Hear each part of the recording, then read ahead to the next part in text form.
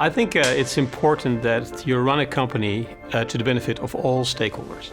Your customers, your employees, your stockholders, obviously, but also the wider society. You can only do that if you have a framework, and that framework starts with having a very compelling purpose for the company. So it starts with that North Star, and in our case, it's helping people to live their best lives.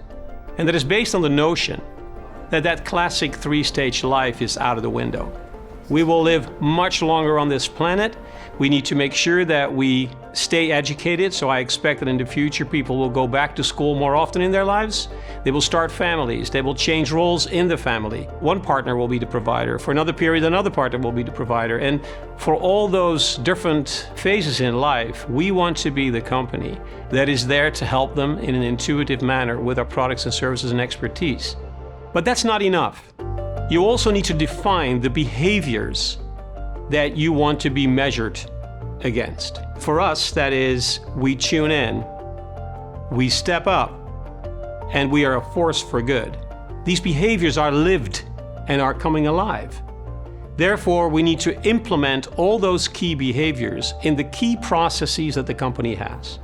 Next to that is the brand promise of the company is also a critical component of it. And all these things need to fit together. And now the most important piece comes, which is consistency. It's consistency and follow through. That's something that you carefully build. And by the way, you're not building it, it needs to emerge from things that you're doing so that a new culture emerges that the company is known for, so that our company has a very specific signature that fits our purpose.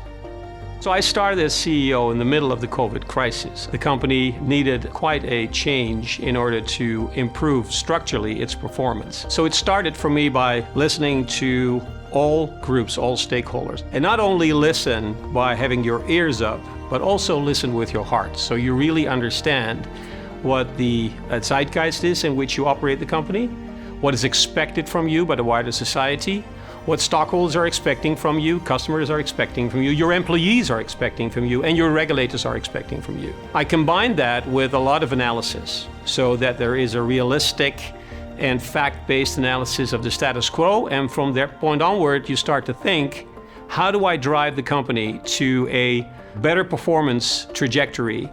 And how do I position the company in a better way so that strategically it can sustainably build value for all stakeholders?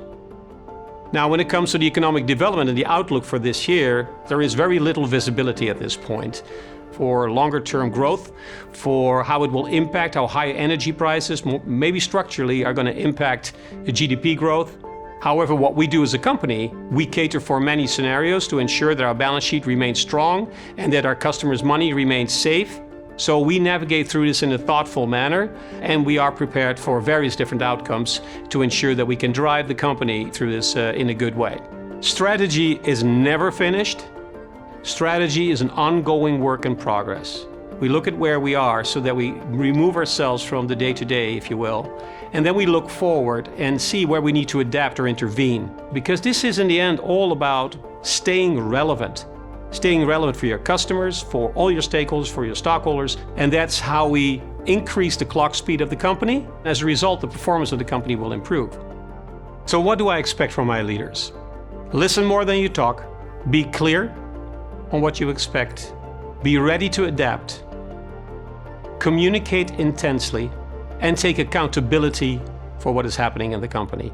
Being adaptable in the way you run the company, being ready for multiple outcomes and multiple scenarios, that requires from me to stay calm, to be very focused, to work in a methodological manner. What I do, I really love what I do. So I wake up every morning and I want to learn every day, and I meet so many people, and it's a real privilege to do this job. And for very big important decisions, often analytical input is only a part of it, but then it's all about judgment.